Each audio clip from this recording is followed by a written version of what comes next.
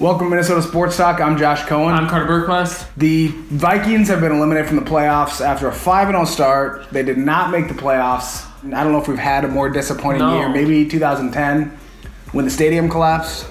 Another year where everything that could go wrong went wrong for the Vikings.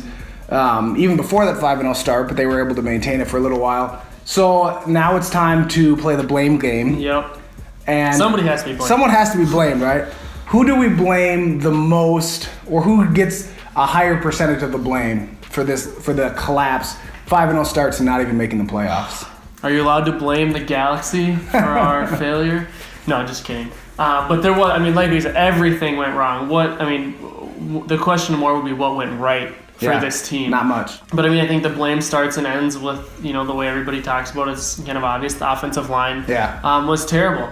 They are absolutely abysmal, and I think a big thing that caused it was not only how bad they were, but I think it affected the team's confidence. I think it affected the defense's confidence in the offensive line. I think it affected Sam Bradford's confidence. Yeah, I think the easy answer would be to blame, the fortune of the Galaxy or whatever of our injuries and everything that even our head coach missed a game. Everything that just went wrong.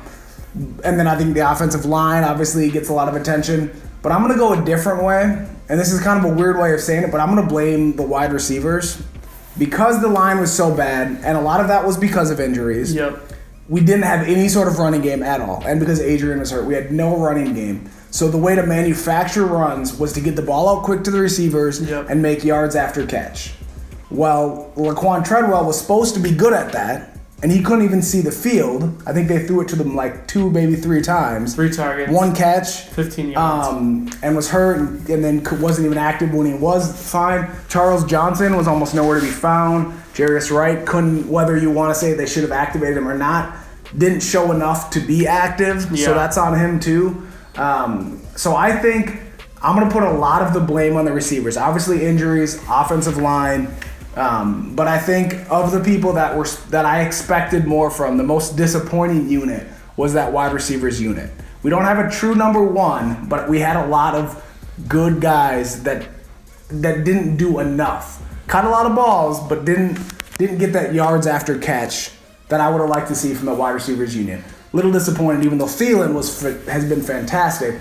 I would like to see more from that unit as a whole. Yeah, I don't know. I think I'd have to disagree with you. I think they were one of my more positive units. We knew we had Diggs, but to find serviceable Cordero Patterson, to find what's looking like a potential, at least a number 2 receiver in Adam Thielen in the future was huge, and that's without your production of Laquan Treadwell, who I think is still going to be good, was a disappointment.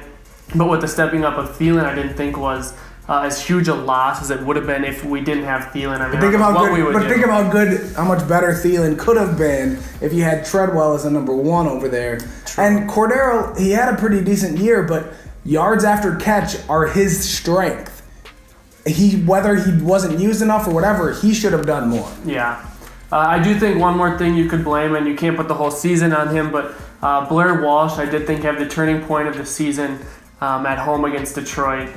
Basically had 3 chances to end that game, did not convert on any of them. And I think that was a huge turning point. It would have stopped the losing streak at 2. You would have been 6-2, riding kind of a nice win on Detroit there. And I think that kind of continued the tumble that ultimately ended us. I kind of forgot about Blair a little bit. He was a pretty big disappointment this year. You can't put it on him, but I do think he was the turning point of the season. For sure. And I think they maybe waited a little too long to cut him. Hindsight's 2020. But yeah. Yeah. All right. Let us know what you think. Thanks for watching. See ya. See you next time.